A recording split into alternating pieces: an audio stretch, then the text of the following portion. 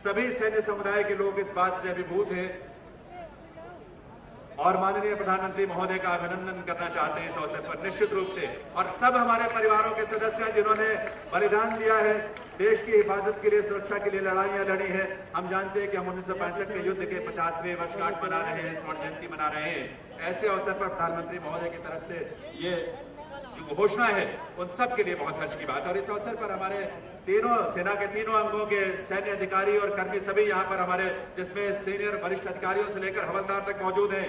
ये सभी brigadier Mishra, major general SP Sinha, major general PN Awasthi, brigadier VK. Anand, colonel Vinod Kumar Gaur, colonel Rishabh Nishpal Singh, lieutenant colonel HS. Sirohi, colonel KPS. Rana, colonel Ishrat Nabi, colonel BS. Garg, colonel Rajendra, colonel Bhardwaj, colonel RK. Chadda, sergeant Tejpal Jakhar, havildar Gulia, आप सबकी जोरदार तालियां जरूर होनी चाहिए। भारत सरकार की जो घोषणा है प्रधानमंत्री के नेतृत्व में 1 रैंक 1 पेंशन की, हमारे उन सभी जवानों और सैन्य कर्मियों के लिए एक बहुत सुंदर तोहफा। पिछले 40 वर्षों से भी लंबे समय से जो मांग थी, उनकी एक ही पुकार थी कि 1 रैंक 1 पेंशन के उनके अधिकार को उन्हें दिया जाए। प्रधानमंत्री महोदय ने शुरू से ये वादा किया था, लाल किले से ये घोषणा की थी और उसे भारत सरकार ने उनके नेतृत्व में स्वीकार किया है और इसकी घोषणा की जा चुकी है। आज उसके बाद इस अवसर पर प्रधानमंत्री महोदय का अभिनंदन ये सभी कर रहे हैं व्यक्तिगत रूप से, पूरे सैन्य समुदाय का प्रतिनिधित्व करते हुए ये प्रधानमंत्री महोदय का विशेष आभार। और इनमें शामिल है, जैसे कि मैंने बताया, sergeant Tejpal Jakhar, havildar Gulia, colonel VP. Yadav, colonel Surendra Singh ji, colonel Suhag, colonel रघुवीर, ये सभी पूरे सैन्य समुदाय का प्रतिनिधित्व करते हुए यहाँ पर प्रधानमंत्री महोदय का आभार, उनका अभिनंदन इस अवसर पर कर रहे हैं। इन सबके लिए हम सबकी तरफ से बहुत सारी शुभकामनाएं। और देवियों सज्जनों में अब निवेदन करूंगा, माननीय केंद्रीय शहरी विकास, आवास, शहरी गरीबी उपशमन और संसदीय कार्य मंत्री श्री वेंकैया नायडू जैसे कि वे अपने संबोधन के लिए बधाई। आदरणीय श्री वेंकैया नायडू जी।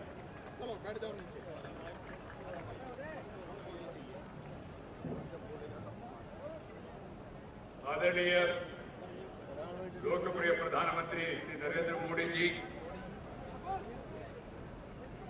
लोकप्रिय मुख्यमंत्री हरियाणा का श्री मनोहर लाल खट्टर जी, राज्यपाल महोदय श्री कप्तान सिंह सोलंकी जी, केंद्र में मेरे साथी चौधरी वीरेंद्र सिंह जी, राव इंद्रजीत सिंह जी, मेरा विभाग में सहमंत्री श्री बाबुल सुप्रियो जी और स्थानीय आपका प्रतिनिधि फरीदाबाद का केंद्र मंत्रिमंडल में सक्रिय सदस्य श्री कृष्णपाल गुर्जर जी,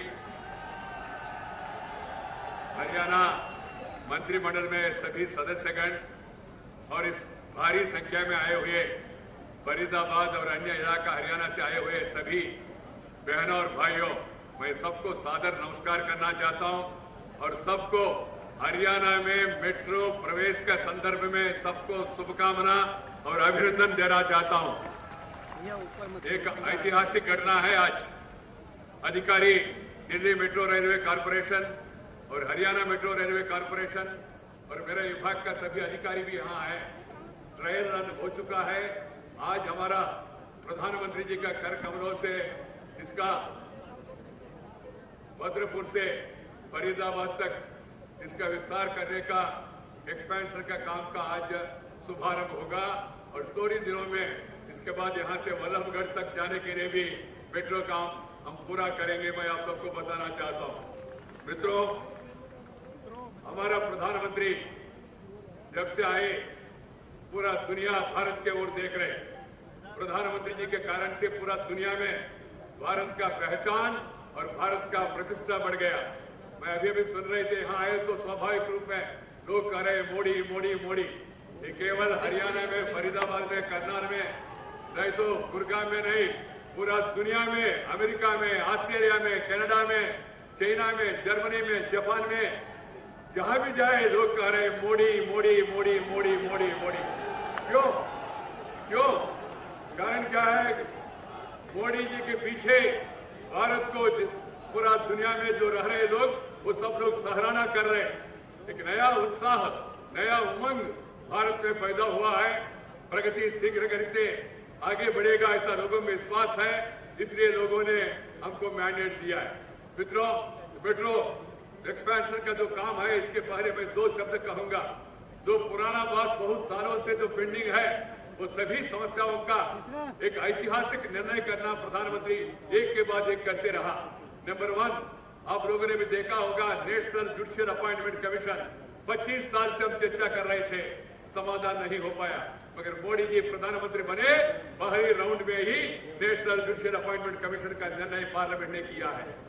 दूसरा निर्णय आपने भी देखा होगा, बांग्लादेश और भारत के बीच में वहां का बॉर्डर जमीन बदलाने का संबंध में 1974 में इंदिरा जी और मुजीब जी के बीच में उस समय एग्रीमेंट हुआ। 74 में 74 से अभी 2015 तक 30 साल हो गया।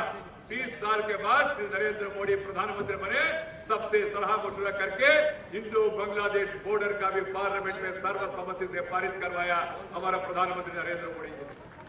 कल आप लोगों ने देखा, 40 साल से लोग चर्चा कर रहे, देश का सुरक्षा करने वाले हमारा भाई अपना परिवार को छोड़ के जो सीमा में काम कर रहे, ऐसी महानुभावों का, लोगों का उनका मांग था 1 रैंक 1 पेंशन होना चाहिए। पुराना सरकारों के जमाने में इसके बारे में चर्चा होते रहा और जाते जाते कांग्रेस पार्टी ने कहा 500 करोड़ देंगे। 500 से क्या होगा, कुछ होने वाला नहीं है। और उसके बाद स्टैंडिंग कमेटी का रिपोर्ट आया, 2500 करोड़ होगा खर्चा मैक्सिमम। मगर जब विषय सामने आया, प्रधानमंत्री ने गहराई से इसको अध्ययन करने के लिए वित्त मंत्री को और रक्षा मंत्री को, आपका इंद्रजीत सिंह को सबको कहा है। उसके बाद अध्ययन होने के बाद ये मालूम पड़ा 8,000 से 10,000 करोड़ खर्चा होने वाले हैं। फिर भी प्रधानमंत्री ने देश के हित में, फौज का हित में और पूर्व सैनानी के हित में ये ऐतिहासिक निर्णय श्री नरेंद्र मोदी जी ने कल ये निर्णय करवाया और घोषित हो गया। देश में लोग सब इसको स्वीकार कर रहे हैं। और ऐसी मित्रों, हर एक स्तर पर भारत को विकसित देश बनाने के लिए पूरा प्रयास चल रहे हैं। देश में बैंक अकाउंट 50% लोग के पास नहीं था। प्रधानमंत्री ने इनिशिएटिव लेके जन धन योजना, हर एक व्यक्ति के लिए बैंक में खाता होना चाहिए, ये प्रधानमंत्री का आदेश। 5 महीने में 17 करोड़ बैंक अकाउंट पूरा देशवासियों ने, हरियाणा सहित सबने ये करके दिखाया। और उसके बाद सोशल सिक्योरिटी स्कीम इंडिया में है नहीं, सोशल वेलफेयर है, इंडिया में सोशल सिक्योरिटी नहीं है, मगर प्रधानमंत्री ने जन सुरक्षा बीमा योजना, जनश्री बीमा योजना, अटल पेंशन योजना, मुद्रा बैंक योजना, ये सभी सामाजिक कमजोर वर्गों के लिए मदद करने के लिए, गरीब लोगों के उत्थान के लिए प्रधानमंत्री नरेंद्र मोदी ने ऐसा ऐतिहासिक निर्णय लिया है। ऐसा बहुत कुछ सरकार कर रहे हैं। मैं चाहता हूं हम सब लोग साथ देते रहे नरेंद्र मोदी जी को और देश का विकास के रास्ते पर और तेजी से आगे ले जाने के लिए जो समय आपने दिया, वो समय में वो काम पूरा करके दिखाएंगे। ये कैपेसिटी मोदी जी में है। मोदी माने, लोग कहते हैं मोदी माने maker of developed India, MODI, that is Narendra Modi. That is the slogan of the people of India.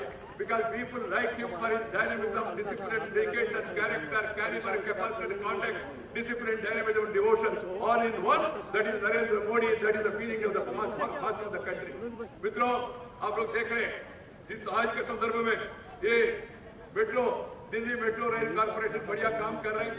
आज का युग में मेट्रो एक फ्लेवर ऑफ द सीजन है।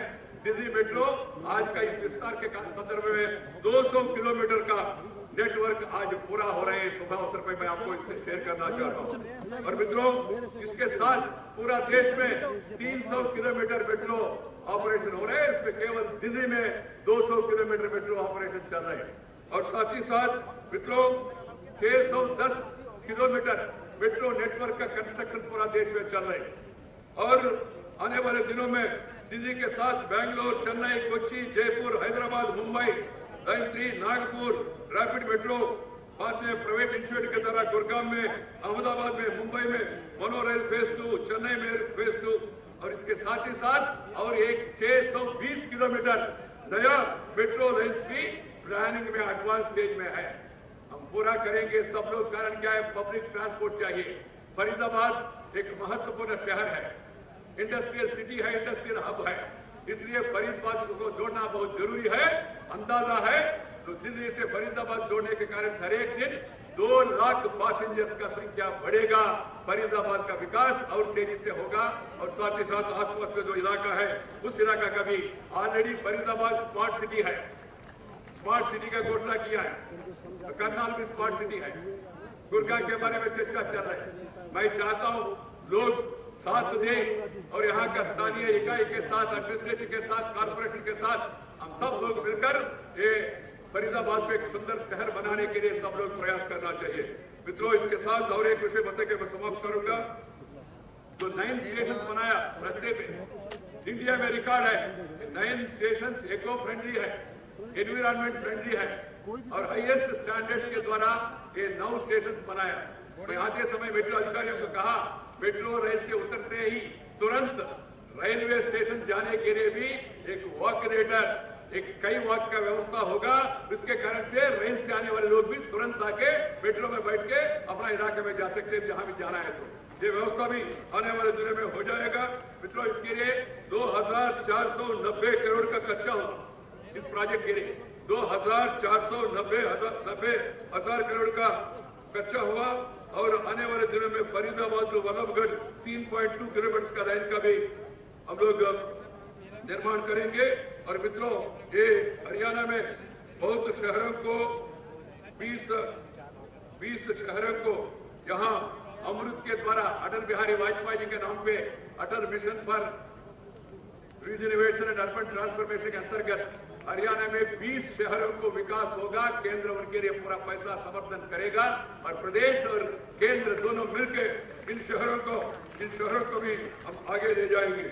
मित्रों, इसके साथ ही साथ मित्रों, प्रधानमंत्री आवास योजना प्रधानमंत्री ने तय किया 2022 तक हर एक नागरिक को, हर एक परिवार को पक्का मकान होना चाहिए। प्रधानमंत्री का उन्होंने एक लक्ष्य दिया हमारा मंत्रालय को। इसलिए केवल मेट्रो नहीं, केवल स्मार्ट सिटी नहीं, केवल अमृत सिटी नहीं, मगर सबके लिए मकान की व्यवस्था भी केंद्र सरकार करने के लिए वचनबद्ध है। मैं चाहता हूं प्रदेश और केंद्र हम दोनों मिलकर टीम इंडिया के रूप में इस विकास को तेजी से आगे बढ़ाने के लिए हम प्रयास करेंगे। आप सब लोग भी, श्री मनोहर लाल जी को यहाँ जो मुख्यमंत्री हैं उनका मंत्रिमंडल को भी आप साथ देके और साथ ही साथ केंद्र को साथ देके जो विकास का जो रथ चला उसको तेजी से और आगे बढ़ने के लिए मदद करेंगे, ऐसा मैं आशा करता हूं। सबको नमस्कार, जय हिंद। बहुत बहुत आभार माननीय मंत्री महोदय का। मैं अब निवेदन करूंगा माननीय मुख्यमंत्री हरियाणा श्री मनोहर लाल जी से कि वे अपने संबोधन के लिए पधारें।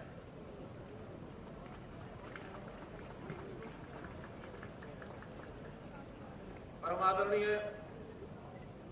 प्रधानमंत्री श्री नरेंद्र मोदी जी, हरियाणा के माननीय राज्यपाल श्री कप्तान सिंह सोलंकी जी, माननीय केंद्रीय शहरी विकास मंत्री श्री वेंकैया नायडू जी, माननीय केंद्रीय ग्रामीण विकास मंत्री चौधरी वीरेंद्र सिंह जी, माननीय केंद्रीय योजना एवं रक्षा राज्य मंत्री राव इंद्रजीत सिंह जी, माननीय केंद्रीय शहरी विकास राज्य मंत्री बाबुल सुप्रियो जी, माननीय केंद्रीय सामाजिक न्याय एवं अधिकारिता मंत्री और हमारे यहाँ के स्थानीय सांसद भाई कृष्णपाल गुर्जर जी, सभी हरियाणा सरकार में मेरे मंत्री साथीगण, सभी यहाँ पधारे सांसदगण, विधायकगण और इस सभा में उपस्थित बुजुर्गों, भाइयों बहनों, पत्रकार मित्रों, छायाकार बंधुओं, आज बहुत ही एक प्रसन्नता का विषय है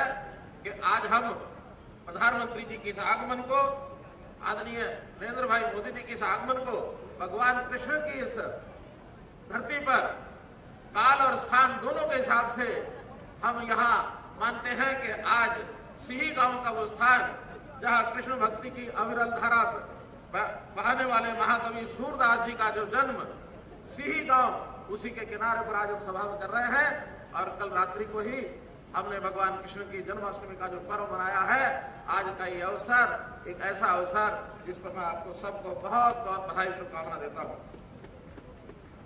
प्रधानमंत्री जी, आपका ये हरियाणा में इस पिछले वर्ष भर के अंदर तीसरा हमारे यहाँ ये आगमन हो रहा है और मैं वर्ष भर का यदि हिसाब लगाता हूं तो ये तीसरा ही आगमन नहीं, बहुत निकट भविष्य में अगले आने वाले 15 दिनों के अंदर आप हमारी राजधानी चंडीगढ़ में भी आने वाले हैं और 18 तारीख को आप हमारे सोनीपत जिले के कुंडली मानेसर का जो हमारा हाईवे है उसका उद्घाटन करने के लिए भी आप पधार रहे हैं। एक वर्ष में प्रधानमंत्री यानी लगभग 13 महीने में 5 बार हमारे यहाँ आ रहे हैं। मैं विशेष तौर पर आपका बहुत बहुत आभार प्रकट करता हूँ। प्रधानमंत्री जी, आपने हमारे हरियाणा को एक प्रकार से अपना रखा है, गोद ले रखा है इस मायने में कि हमारे प्रदेश के 4 मंत्री प्रत्यक्ष रूप से और 3 मंत्री परोक्ष रूप से अपने मंत्रिमंडल में लिए हुए हैं। 7 मंत्री एक छोटे से प्रदेश में से आपने अपनी टीम में लिए हैं।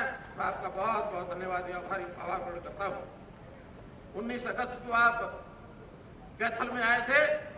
नेशनल हाईवे नंबर 152 जो 166 किलोमीटर का राष्ट्रीय राजमार्ग, उसका चौड़ाकरण करने के लिए, उसको सुदृढ़ करने के लिए आपने नींव का पत्थर रखा, उसमें उसका शिलान्यास किया और फिर 22 जनवरी को पानीपत में बेटी बचाओ बेटी पढ़ाओ ये जो अभियान आपने शुभारंभ किया, जिसके हरियाणा में बहुत ही एक सार्थक परिणाम निकल रहे हैं।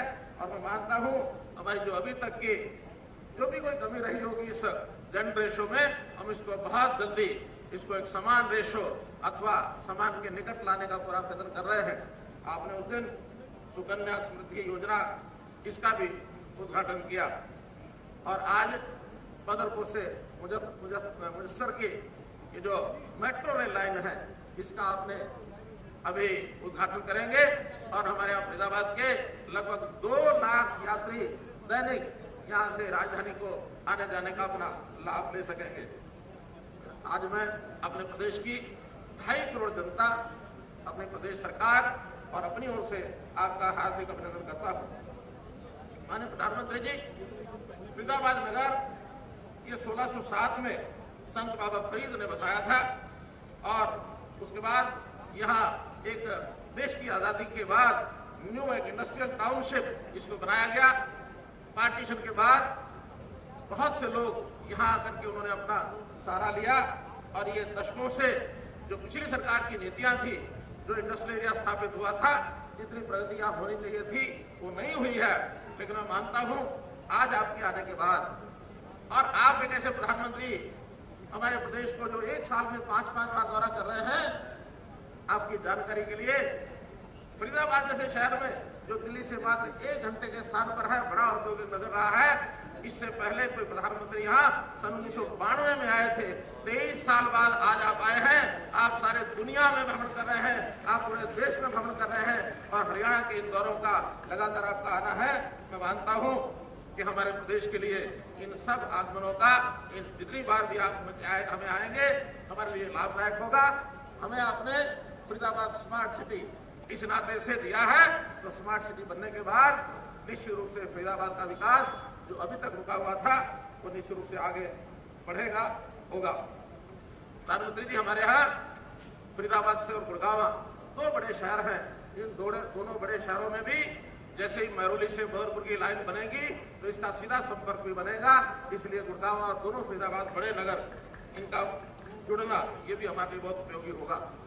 इंफ्रास्ट्रक्चर के नाते केंद्र सरकार की योजनाओं में हमने पिछले दिनों में 10 महीनों में 924 किलोमीटर लंबे 9 राष्ट्रीय राजमार्ग की जो मंजूरी मिली है, उसके लिए मैं आपकी बहुत बहुत आपको बधाई देता हूँ, आपको धन्यवाद करता हूँ और हरियाणा की जनता इसका पूरा लाभ उठाएगी। हमने रेल बजट में भी जो आपने हमारे लिए 1074 करोड़ रुपए की 3 नई परियोजनाएं जो सैंक्शन की है, उसके लिए भी मैं आपका बहुत बहुत धन्यवाद करता हूँ। वर्षों से केएमपी रोड कुंडली मानेसर पलवल ये जो पिछली सरकार के कारण से, उनके नीतियों के कारण से जो उलझी पड़ी थी, हमने आते ही उसको सुप्रीम कोर्ट से क्लियर कराया है। उसका काम चालू हो गया है। अगले 2.5 वर्ष में जैसे ही वो केएमपी का मार्ग पूरा होगा, इससे भी हमारा उद्योग इसको बहुत लाभ होगा। इसका काम हमने प्रारंभ करा दिया है। हमारी मेट्रो लाइन YMCA जहाज मजेस्टर यहाँ से बल्लभगढ़ तक की जो मेट्रो लाइन, इसका काम भी शुरू हो चुका है। बल्लभगढ़ भी एक ऐतिहासिक नगरी है। उस रेल लाइन के, उस मेट्रो लाइन के बनने के बाद फरीदाबाद बल्लभगढ़ का चौतरफा विकास और भी होगा।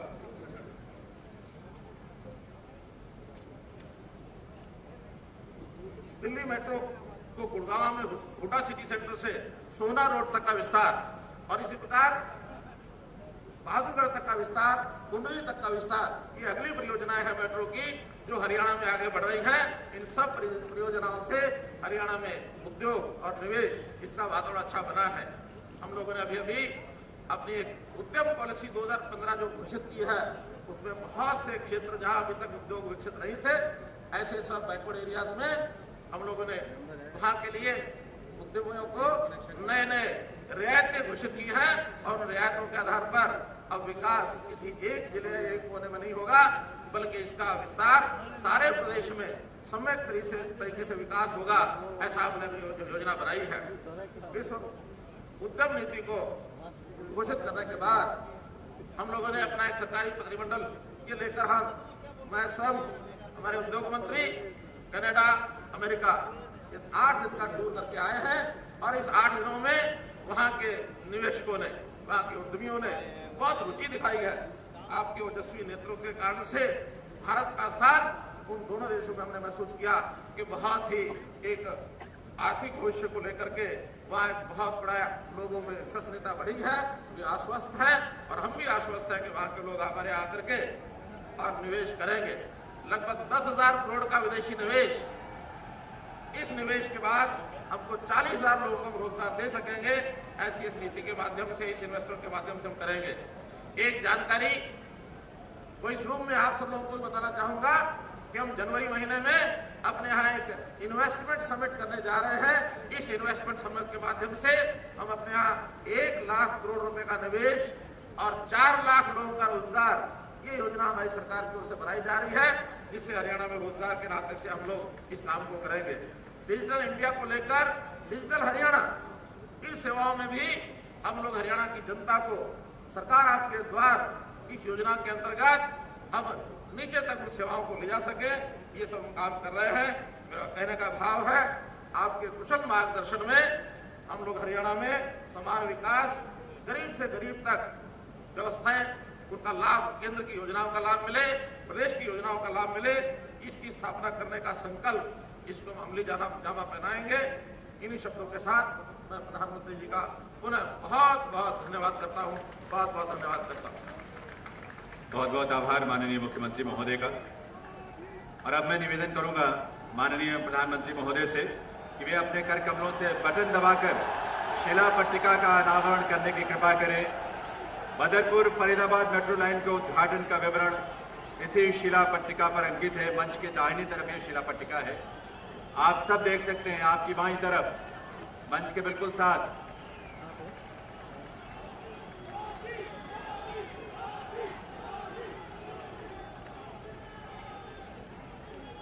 आप सबकी तरफ से एक बार करताल ध्वनि से अपनी खुशी को जरूर अभिव्यक्त करें। यह हम सबके लिए बड़ा सौभाग्य की बात है।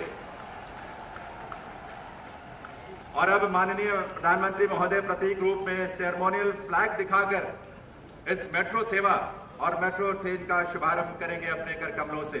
इसी मंच से आप सबकी गरिमामयी उपस्थिति में एक बार इस खुशी को आइए महसूस करें। करताल ध्वनि के साथ फरीदाबाद के लिए, हरियाणा प्रदेश के लिए आज बहुत गौरव भरा क्षण और दिवस है।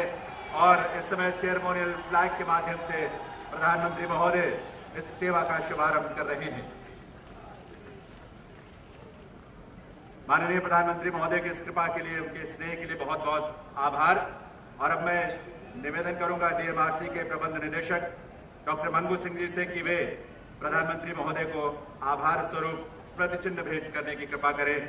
आप सबकी तरफ से इस आभार में आप सबकी तालियों की गूंज जो है शामिल होनी चाहिए। वो अभिनंदन जो प्रधानमंत्री महोदय का है, मेट्रो कोच का एक मॉडल है जो स्मृति चिन्ह के रूप में प्रधानमंत्री महोदय को प्रदान किया जा रहा है। और अब मैं प्रार्थना करूंगा माननीय प्रधानमंत्री महोदय से कि वे अपने उद्बोधन से, अपने संबोधन से हम सबको कृतार्थ करें। माननीय प्रधानमंत्री महोदय।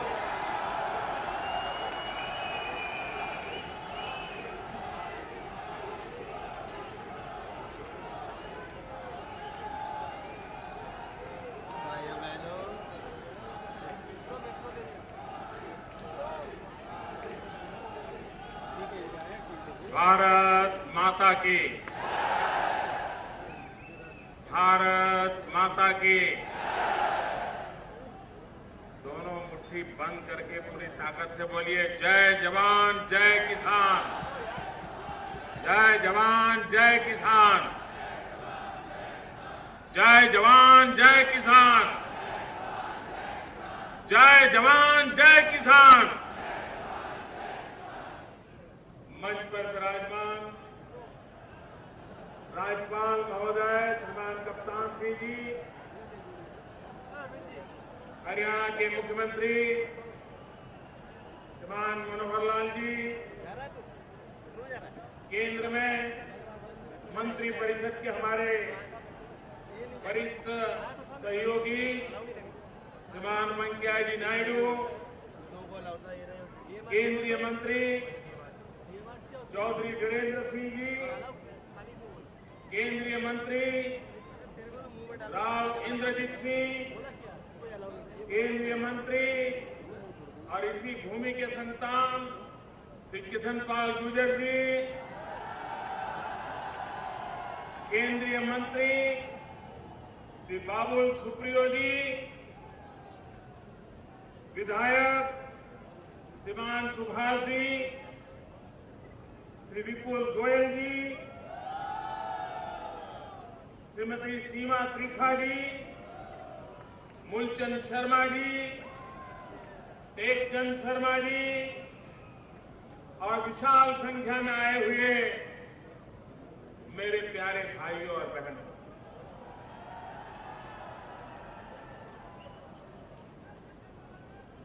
अभी हमारे मुख्यमंत्री जी बता रहे थे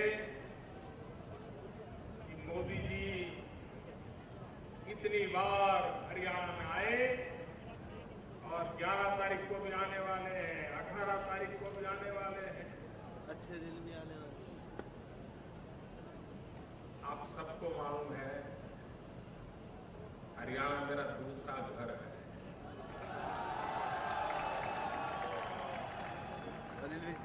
गुजरात छोड़ने के बाद मैंने वर्षों तक हरियाणा में ही अपना जीवन बिताया। यहाँ के हर गांव, हर गली मोहल्ले से परिचित हूं, तो मुझे हरियाणा आने का मन करेगा कि नहीं करेगा? आपके प्यार को मैं कभी भुला सकता हूं क्या? तो आपका प्यार है जो मुझे बार बार खींच के ले आता है। और मैंने हरियाणा को कहा था, पहले दिन से कह रहा हूं कि आपने मुझे जो प्यार दिया है मैं विकास करके ब्याज समेत लौटाऊंगा, ये मैं कह रहा हूं।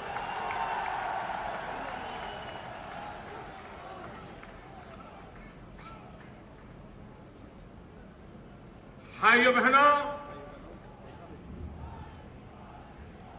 चुनाव आते हैं जाते हैं, राजनीति अपनी जगह पे चलती रहती है, वो लोकतंत्र का स्वाभाविक हिस्सा है। लेकिन देश सिर्फ राजनीति से नहीं चलता है। देश राष्ट्र नीति से चलता है।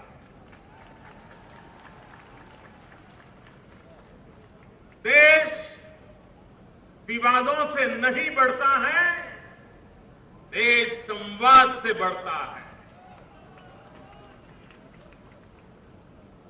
हमारी समस्याओं का समाधान अगर उसका कोई एक उपाय है, अगर उसकी कोई एक जड़ी बूटी है, तो जड़ी बूटी का नाम विकास है। विकास विकास होगा तो नौजवान को रोजगार मिलेगा, विकास होगा तो किसान को अपनी फसल का पूरा दाम मिलेगा, विकास होगा तो गरीब से गरीब बच्चे को अच्छे से अच्छी शिक्षा मिलेगी, विकास होगा तो गांव के गरीब हो, वयोवृद्ध तपोवृद्ध लोग हो, उनको आरोग्य की सुविधाएं उपलब्ध होगी, गरीब को रहने के लिए घर मिलेगा। और इसलिए मेरे भाइयों बहनों, हम एक ही बिंदु पर काम कर रहे हैं। जब से आपने हमें जिम्मेवारी दी है, हमारा एक ही मंत्र है, एक ही मकसद है, एक ही मार्ग है, एक ही मंजिल है और उसका नाम है विकास।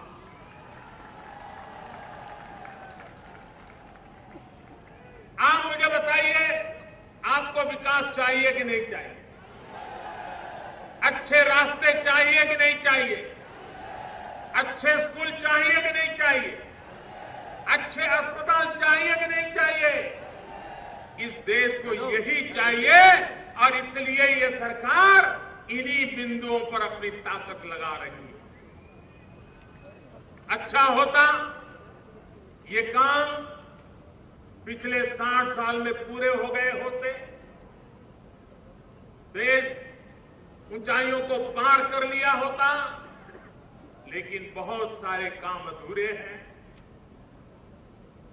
और अधूरे हैं इसलिए पुरानी सरकारों को आलोचना करके, उनकी टीका टिप्पणी करके मैं रुक जाऊं, वो उचित नहीं है।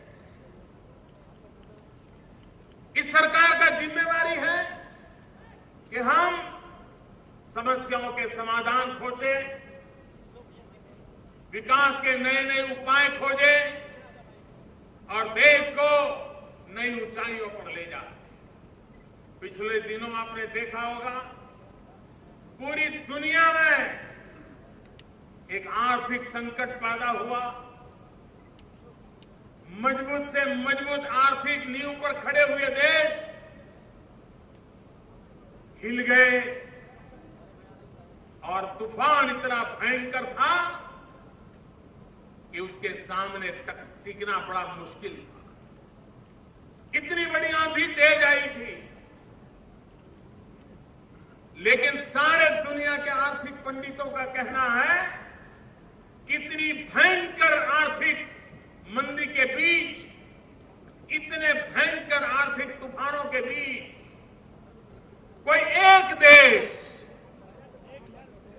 बराबर अगर खड़ा रहा, टिका रहा, उस देश का नाम हिंदुस्तान है।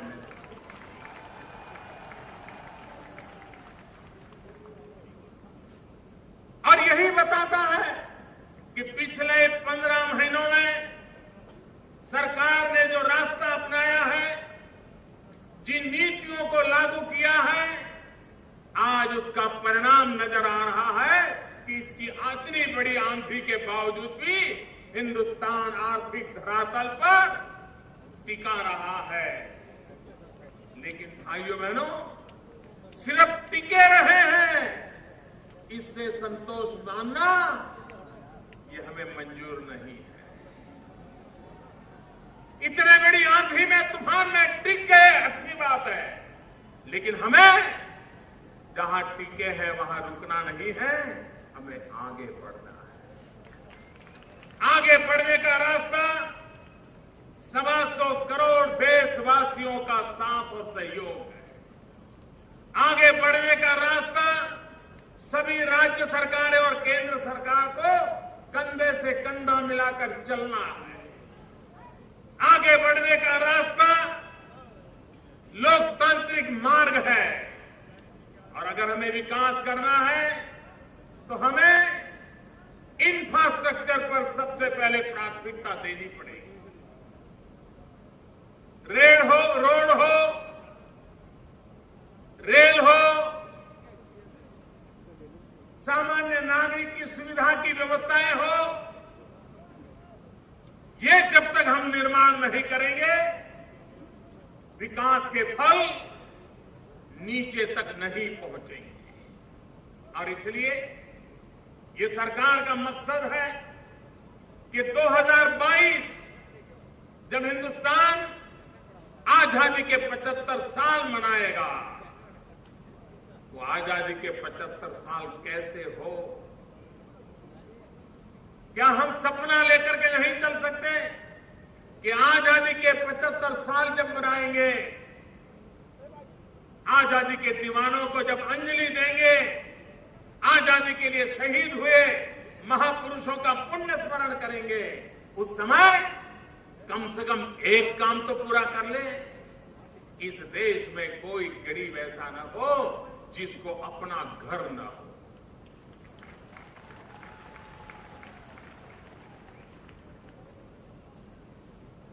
हर गरीब को भी अपना घर मिले। काम बहुत बड़ा है। दुनिया के कुछ देशों की आबादी से भी ज्यादा मकान बनाने पड़ेंगे, लेकिन भाइयों बहनों, कठिन काम भी हमें हाथ में लेने हैं और उसको पूरा करने की दिशा में आगे बढ़ रहे हैं। हमारे वेंकैया जी नायडू शहरी विकास मंत्री के नाते एक ऐसी योजना उन्होंने देश के सामने रखी है जिसके कारण शहरी गरीबों के लिए मकानों को सुविधा उपलब्ध हो, नए मकान बने, गरीब के लिए बने, सस्ते बने, अच्छे बने, और घर भी वो हो जिसके नल में जल हो, बिजली हो, नजदीक में स्कूल हो, एक परिवार सुख शांति से रह सके, ऐसा घर हो। हमारे चौधरी वीरेंद्र सिंह जी लगे हैं ग्रामीण विकास मंत्रालय को लेकर के गांव में जो गरीब है उन गरीबों को रहने के लिए अपना घर मिले, योजनाओं को आगे बढ़ा रहे हैं। एक तरफ शहरी विकास, एक तरफ ग्रामीण विकास, गरीब शहर का हो या गरीब गांव का हो, हर किसी को रहने के लिए घर मिले, इसके लिए बहुत बड़ा काम हमने सर पे उठाया। भाइयों बहनों, आज यहां मेट्रो रेल का लोकार्पण हो रहा है। अब हरियाणा भी गर्व के साथ दुनिया में कहेगा कि हमारे पास मेट्रो रेलवे है। हरियाणा ने दिल्ली के टूरिस्टों को आकर्षित करने की सबसे बड़ी ताकत अगर किसी में है तो हरियाणा में है। वीकेंड टूरिस्टों को आकर्षित करने की ताकत है तो हरियाणा में है। और मेट्रो की सुविधा हो जाए तो बहुत बड़ी मात्रा में दिल्ली से लोग वीकेंड मनाने के लिए हरियाणा की ओर चले जाएंगे और हरियाणा के नौजवानों को रोजी रोटी का प्रबंध हो जाएगा। ये मेट्रो सिर्फ आने जाने का कारोबार ऐसा नहीं है। अब मेट्रो सिर्फ पहले बस में जाना पड़ता था, कार लेके जाना पड़ता था, ट्रैफिक जाम हो जाता था, अब जल्दी पहुंचा जाता था। इतना ही नहीं है, इनसे पूरी इकोनॉमी ड्राइव होती है, पूरे आर्थिक जीवन को एक गति मिलती है। और इसलिए ये रैली का नाम भी गति प्रगति रैली रखा गया है। गति भी हो, प्रगति भी हो, और तेज गति से प्रगति हो, उन सपनों को पूरा करने का प्रयास है। करीब 2,500 करोड़ रुपया की लागत से ये प्रोजेक्ट यहां पूरा होगा। लेकिन मैं आज हरियाणा के मेरे भाइयों बहनों को एक और नजराना भी देना चाहता हूं। ये मेट्रो यहीं से लौट नहीं जाएगी, हम वल्लभगढ़ तक जाएंगे। आने वाले दिनों में वल्लभगढ़ के लिए काम शुरू हो जाएगा। 600-700 करोड़ रुपए की और लागत लगेगी, लेकिन हरियाणा के एक महत्वपूर्ण हिस्सों को जोड़ने का काम होगा। फरीदाबाद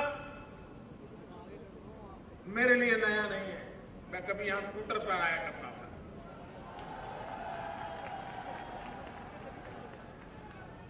ये मैंने फरीदाबाद को पनपते हुए देखा है। ये एशिया में 9वें नंबर पर सबसे बड़ा इंडस्ट्रियल एस्टेट वाला ये फरीदाबाद शहर है। अब फरीदाबाद एक लघु हिंदुस्तान बन गया है। हिंदुस्तान का कोई राज्य ऐसा नहीं होगा जिसके लोग फरीदाबाद में रहते ना हो। एक प्रकार का लघु भारत बन गया। इस फरीदाबाद का विकास भी वैसा ही होना चाहिए। ये मेट्रो ट्रेन के आरंभ से वो एक नया विकास का मार्ग भी खुल जाता है। और मैं श्रीमान वेंकैया जी को एक बात के लिए बधाई देना चाहता हूं। उनका विभाग इस काम को देखता है, सारे दुनिया को एक संदेश दे रहे हैं कि ये मेट्रो का जो लाइन है एनवायरमेंट फ्रेंडली है। यहां के स्टेशनों पर सोलर पैनल लगे हुए हैं और करीब करीब 2 मेगावाट बिजली सूर्य शक्ति से पैदा करते हैं और सारी व्यवस्था में उसी बिजली का उपयोग किया जाता है। मेट्रो का एक ट्रैक सोलर पैनलों से भरा हुआ हो, ये दुनिया के लिए भी एक आकर्षण का कारण है। आने वाले दिनों में ग्रीन रेलवे स्टेशन कैसे बने, एनवायरमेंट फ्रेंडली रेलवे स्टेशन कैसे बने, उस दिशा में भी मेट्रो की तरफ से एक सफलतापूर्वक अभियान चलाया जा रहा है। और आज जब पूरी विश्व ग्लोबल वार्मिंग के लिए चिंतित है, क्लाइमेट चेंज के कारण चिंतित है, हमारी एक छोटी सी इकाई मेट्रो वे भी दुनिया की मदद करने के लिए ग्रीन मूवमेंट में अपना सहयोग दे रही है। और इसलिए वेंकैया जी को और उनकी पूरी टीम को मैं हृदय से बहुत बहुत अभिनंदन करता हूं और उनका साधुवाद करता हूं। भाइयों बहनों, ये हरियाणा की धरती ऐसी है। कल हमने श्री कृष्ण का जन्मोत्सव मनाया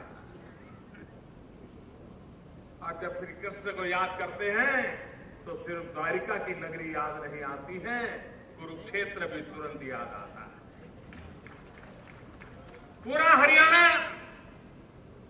एक प्रकार से इन महापुरुषों की छाया में पला बड़ा हुआ है, सांस्कृतिक विरासत का धनी है। यहीं से पास में गांव सिही सूरदास जी की जन्मभूमि, यही तो हमारी विशेषता है, हमारी ताकत है।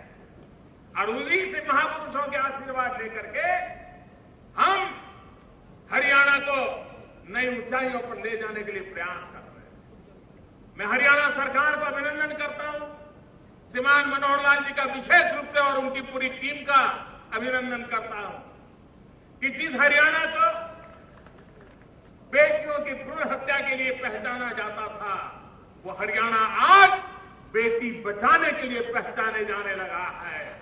ये छोटा सा निर्णय परिवर्तन नहीं है, ये छोटा सा मूवमेंट नहीं है। कितना कठिन काम होता है मुझे अंदाज है, लेकिन हरियाणा के राज्य सरकार ने, यहां के राजनीतिक नेताओं ने एक महत्वपूर्ण कदम उठाया है और बेटी बचाने का जो अभियान चलाया है, और पूरे हिंदुस्तान का बेटी बचाने का अभियान का प्रारंभ भी इसी हरियाणा की धरती से हुआ।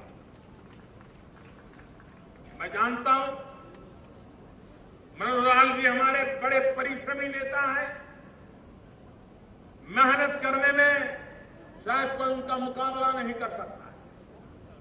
मैंने सालों तक उनके साथ काम किया और वे हरियाणा को नई ऊंचाइयों पर ले जाने में सफल होंगे। हरियाणा की आशा आकांक्षाओं को वो पूरा करेंगे, ये मुझे विश्वास है। आने वाले दिनों में हमारे देश में हम हमारे शहरों का रंग रूप बदलना चाहते हैं, चेहरा बदलना चाहते हैं, उसके फेफड़ों को नई ताकत देना चाहते हैं। आज हमारे शहरों के फेफड़े भी बीमार हो गए, ग्रीनरी नहीं बची है, अपनी मर्जी से वो बढ़ता गया है। वेंकैया जी के नेतृत्व में जो स्मार्ट सिटी का अभियान चला है, उस स्मार्ट सिटी में फरीदाबाद का भी नाम है। लेकिन कुछ लोगों को लगता होगा कि अब सरकार ने स्मार्ट सिटी कह दिया तो स्मार्ट सिटी बन गया। भाइयों बहनों, आपको पता होना चाहिए और मैं चाहता हूं कि इस बात की घर घर चर्चा होनी चाहिए, हर बार चर्चा होनी चाहिए कि ये अभी तो फरीदाबाद की एंट्री हुई है कंपटीशन के अंदर।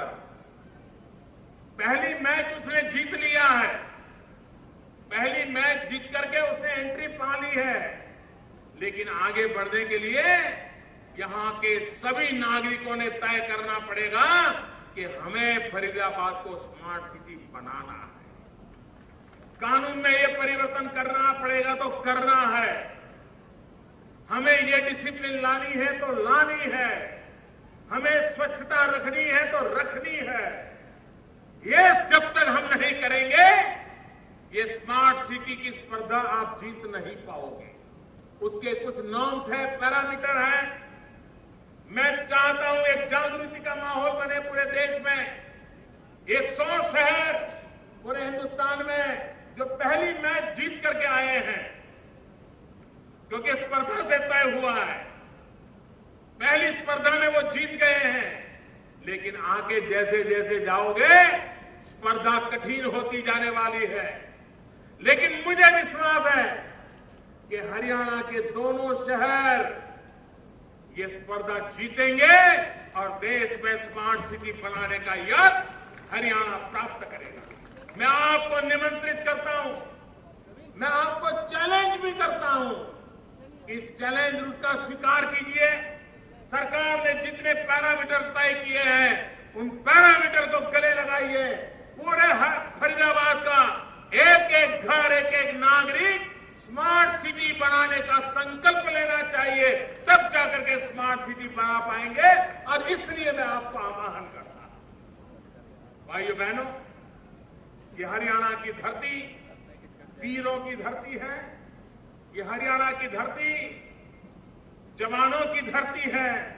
ये हरियाणा की धरती देश के लिए मर मिटने वालों की धरती है। प्रधानमंत्री बनने से पहले मेरा पहला कार्यक्रम, जब मेरी पार्टी ने मुझे प्रधानमंत्री के उम्मीदवार के लिए घोषित किया, तो 13 सितंबर को रेवाड़ी में मैं आया था। और पहला मेरा कार्यक्रम था, पूर्व सैनिकों का बहुत बड़ा जमावड़ा में मैं आया था। और उस समय मैंने 1 रैंक 1 पेंशन की बात कही थी। याद है? कही थी, याद है? ओआरओपी की बात कही थी, याद है? भाइयों बहनों, ये मामला 42 साल से लटका हुआ था। 42 साल से 4 दशक इतनी सरकारें आके गई, लेकिन इस समस्या का समाधान किसी को हाथ नहीं लगता। लिप सिंपैथी सब सरकारों ने व्यक्त की थी। हर कोई कहता था, हां देश के लिए जवान मरते हैं, सरकार का दायित्व, हर कोई कहते थे। लेकिन करने के लिए हर किसी को कठिनाई महसूस हो, और आज मुझे भी महसूस हो रही है। ये सरल काम नहीं है। मेरे देश के जवानों, आपने देश के लिए अपनी जिंदगी खपाई है। आपका मान सम्मान, इससे बड़ा हमारी जिंदगी में कुछ नहीं हो सकता। लेकिन ये मामला अति कठिन है। उसका प्रभाव पता नहीं कहां कहां पड़ सकता है।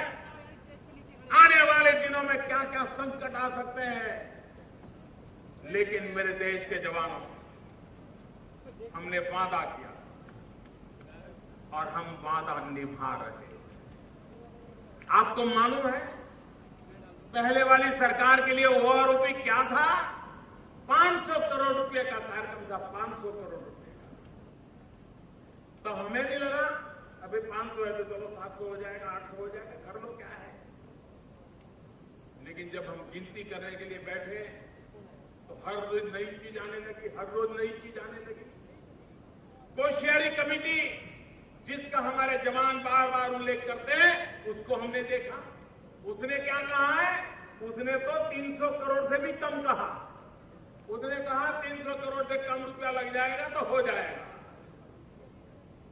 सारी सरकार भ्रमित, बैठे हुए अफसर भ्रमित, सेना के जवानों की बातें भी ऐसी, हर कोई उलझा हुआ था।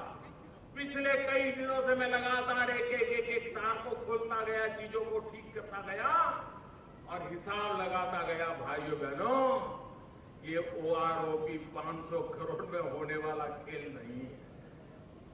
ये ओआरओपी 300 करोड़ रुपए में पूरा होने वाला काम नहीं है। जब हिसाब लगाया तो हिसाब बनता है 8 से 10,000 करोड़ रुपए का। 8 से 10,000 करोड़ रुपया। मेरी सरकार बनी 26 मई 2014 को और मेरा दायित्व बनता है 26 मई 2014 से। ये जो प्रचार करने वाले लोग हैं वो देश की जनता को और बात फंस के हमारे जवानों को भ्रमित करने का पाप करते रहे। 26 मई को इस सरकार का जन्म हुआ, उसी दिन से हमने काम चालू किया और कल हमने घोषणा की तो भी सरकार बनने के तुरंत बाद 1 जुलाई गिनने के लिए उचित रहती है, तो हमने 1 जुलाई से लागू करने का निर्णय कर लिया। मैं जानता हूं देश के फौज में 80-90% लोग कौन होते हैं। हमारी फौज में 80-90% वो जवान होते हैं जो छोटे छोटे पद पर होते हैं, कंधे पर बंदूक उठा करके जो दुश्मनों से मुकाबला करते हैं। सबसे पहले जान की बाजी वो लगा देते हैं। लेकिन सेना की आयु कम हो इसलिए उनको 15 साल के बाद नौकरी छोड़नी पड़ती है, 17 साल के बाद छोड़नी पड़ती है, 20 साल के बाद छोड़नी पड़ती है। इसके लिए अलग अलग शब्द प्रयोग सेना वाले करते होंगे। कुछ लोगों को लगता है कि जो 15 साल 17 साल नौकरी छोड़ के गए उनको ओआरओपी नहीं मिलेगा। मेरे जवान भाइयों बहनों, चाहे वो हवालदार हो, सिपाही हो, नायक हो, अरे आप ही तो देश की रक्षा करते हो। अगर ये ओआरओपी सबसे पहले मिलेगा तो आपको मिलेगा। ये बीआरएस के नाम से आपको भ्रमित करने का जो प्रयास कर रहे हैं वो गलत कर रहे हैं। ये सरकार जिन लोगों ने युद्ध में सेना में काम करते करते अपना शरीर गंवाया है, कोई अंग गंवाया है, ऐसे भी सेना के जवान जिनको मजबूरन सेना छोड़नी पड़ती है, शरीर की देश के लिए शरीर का एक एक अंग बलि चढ़ा दिया है, उसको सेना छोड़नी पड़ती है। क्या वो ओआरओपी से वंचित हो जाएंगे? सेना को प्यार करने वाला प्रधानमंत्री ऐसा कभी सोच भी नहीं सकता है। मेरे भाइयों बहनों, ऐसे सबको ओआरओपी मिलेगा। और इसलिए 80-90% ये जो 8,000-10,000 करोड़ का खर्च है ना, उसका सबसे ज्यादा धन ये 15-17 साल की उम्र में जो सेना छोड़ के घर आते हैं उन जवानों में जाने वाला है। और इसलिए ये भ्रम फैलाने की कोशिश करने की आवश्यकता नहीं है। ये सरकार बहुत ही स्पष्ट है कि देश के लिए जीने मरने वाले जवानों के लिए ओआरओपी लागू करने का हमें वादा किया है और कल हमने घोषणा कर दी है। कुछ लोग कहते हैं कमीशन बनाया, ये कोई पे कमीशन नहीं बनाया। ये सिर्फ ये जो हमने निर्णय किए, क्योंकि पहले 500 करोड़ वालों की भी समझ में कुछ न कुछ गड़बड़ रही, बाद में कोशियारी कमेटी ने जो रिपोर्ट किया उसमें भी गड़बड़ रही।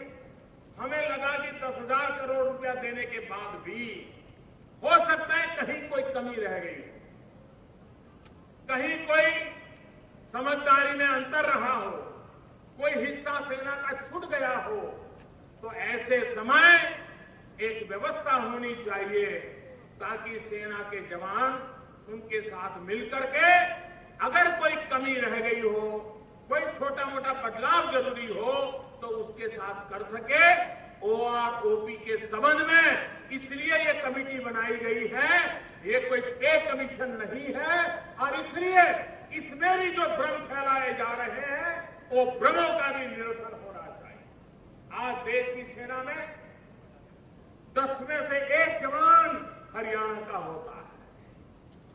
10 जवान है तो उसमें एक हरियाणा का होगा ही होगा। और इसलिए ये जब 8-10 हजार करोड़ का पैकेज आएगा तो बहुत बड़ी मात्रा में धन हरियाणा के निवृत्त जवानों के पास आने वाला है। मतलब कि हरियाणा के अंदर हजारों करोड़ रुपए आने वाले हैं। जब हरियाणा में हजारों करोड़ रुपए आते हैं तो हरियाणा की इकोनॉमी अचानक ड्राइव करने लग जाती है। हरियाणा की आर्थिक गतिविधि को एक बहुत बड़ी ताकत सेना के निवृत्त जवानों के पास पैसे आने के कारण मिलने वाली है। बहुत बड़ा निर्णय इस सरकार ने किया है, देशभक्ति से प्रेरित होकर के किया है। देश की आर्थिक व्यवस्था में बहुत सारे काम है, कुछ कामों में कटौती करके भी करना पड़ेगा, तो करने का फैसला करके भी किया है। और इसलिए मैं मेरे सेना के जवानों को कहता हूं, ये सरकार आपकी है, ये सरकार आपका हौसला बुलंद देखना चाहती है, ये सरकार आपके सुखों की चिंता करने वाली सरकार है। और आने वाले दिनों में भी जहां जो जरूरत पड़ेगी ये सरकार आपके साथ खड़ी होगी, ये मैं देश के जवानों को विश्वास दिलाना चाहता हूं। आइए बहनों, जो लोग बयानबाजी करके राजनीतिक उल्लू सीधा करने की कोशिश कर रहे हैं, देशवासियों जिन्होंने 40-42 साल तक जो काम नहीं किया उनको एक भी सवाल पूछने का अधिकार है क्या? जरा पूरी ताकत से जवाब दो मुझे। जिन्होंने खुद ने नहीं किया उनको सवाल पूछने का हक है क्या?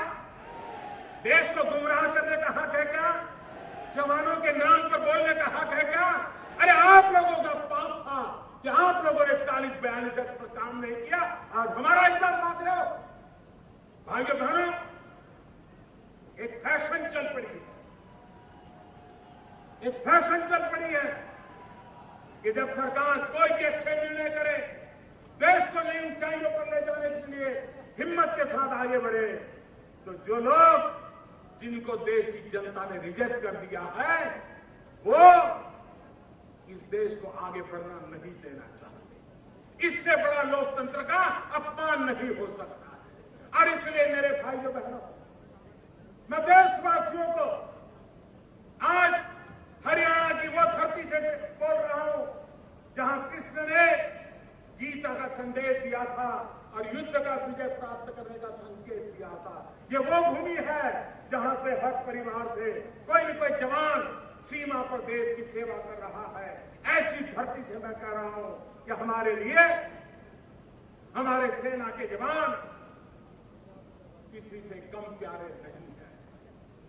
और इसलिए ये वनअपमैनशिप जो चल रही है, इसके खेल देश का भला नहीं करेंगे। भाइयों बहनों, हम विकास के मार्ग पर चलना चाहते हैं, 125 करोड़ देशवासियों को लेकर के चलना चाहते हैं और उसको लेकर के हम आगे बढ़ रहे हैं। और आज मेट्रो का एक नजराना हरियाणा के जीवन को नई ताकत देगा। आधुनिक हरियाणा बनाने में ये सौगात काम आएगी। इसी एक विश्वास के साथ मैं फिर एक बार यहाँ के मुख्यमंत्री जी को, सरकार की पूरी टीम को, हरियाणा को लगातार आगे बढ़ाने के लिए, नई ऊंचाइयों पर ले जाने के प्रयासों के लिए अभिनंदन करता हूं, बधाई देता हूं। और श्रीमान वेंकैया जी नायडू के नेतृत्व में हमारा शहरी विकास तेज गति से हो। हरियाणा में बहुत बड़ी मात्रा में शहरी विकास हो रहा है, वो भी नई ऊंचाइयों को प्राप्त करे। यही शुभकामना के साथ आप सबका बहुत बहुत धन्यवाद। मेरे साथ दोनों मुट्ठी बंद करके पूरी ताकत से बोलिए, जय जवान जय किसान। आवाज सीमा तक पहुंचनी चाहिए। जय जवान जय किसान, जय जवान जय किसान, जय जवान जय किसान, जय जवान जय किसान। भारत माता की, भारत माता की, भारत माता की। धन्यवाद।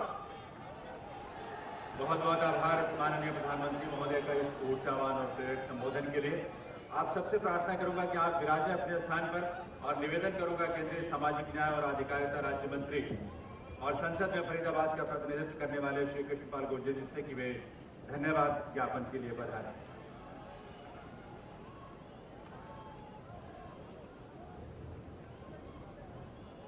मैं धन्यवाद करना चाहूंगा फरीदाबाद के तमाम लोगों की तरफ से इस देश के ऐसे कर्मठ, कर्मयोगी, यशस्वी प्रधानमंत्री आदरणीय नरेंद्र मोदी जी का, जो आज फरीदाबाद के लिए खुशियां और समृद्धि लेकर आए हैं, जिनके दिल में हरियाणा बसता है और हरियाणा के लोगों के दिलों में आदरणीय मोदी जी बसते हैं। आदरणीय मोदी जी दिल्ली में नहीं, देश के लोगों के दिलों पर राज करते हैं। मैं धन्यवाद करना चाहूंगा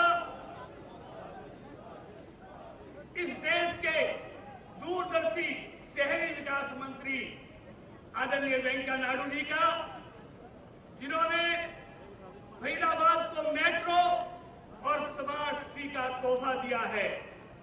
मैं धन्यवाद करना चाहूंगा अपने प्रदेश के महामहिम राज्यपाल आदरणीय सोलंकी जी का, जिनकी गरिमा उपस्थिति ने इस कार्यक्रम की शोभा बढ़ाई है। मैं धन्यवाद करना चाहूंगा इस प्रदेश के जन जन के प्रिय लोकप्रिय मुख्यमंत्री जी का, जिनके नेतृत्व में हरियाणा विकास की नई ऊंचाइयों को छू रहा है, आदरणीय मनोहर लाल जी का। मैं धन्यवाद करना चाहूंगा देश के ग्रामीण विकास मंत्री चौधरी वीरेंद्र सिंह जी का, जिनके नेतृत्व में हरियाणा के ग्रामीण क्षेत्रों का विकास हो रहा है। मैं धन्यवाद करना चाहूंगा जिनके नेतृत्व में आज देश की सीमाएं सुरक्षित हैं।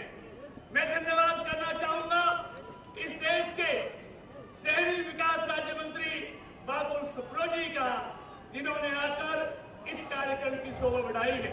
मैं धन्यवाद करना चाहूंगा आए हुए सभी अधिकारियों का और इस क्षेत्र के तमाम लोगों का, भाइयों और बहनों का, और अंत में सिर्फ इतना कहते हुए कि आदरणीय मोदी जी, आपका आशीर्वाद और हरियाणा को, मेरे लोकसभा क्षेत्र को बहुत मिला है। भविष्य में भी आपका आशीर्वाद हरियाणा को और मेरे लोकसभा क्षेत्र को इसी तरह मिलता रहे, यही उम्मीद और अपेक्षाओं के साथ एक बार पुनः आदरणीय मोदी जी का सभी अतिथियों का बहुत बहुत धन्यवाद, अभिनंदन। देवियों सज्जनों, आज हरियाणा प्रदेश और फरीदाबाद के लिए बहुत गर्व की बात है। एक ऐतिहासिक दिवस है हम सबके जीवन में आज, जब आज बदरपुर फरीदाबाद मेट्रो लाइन का उद्घाटन और इस गति प्रगति रैली में पधार कर माननीय प्रधानमंत्री श्री नरेंद्र मोदी जी ने हम सबको जो उपहार दिया है, उसके लिए आप सबकी तरफ से बहुत बहुत आभार माननीय प्रधानमंत्री महोदय का।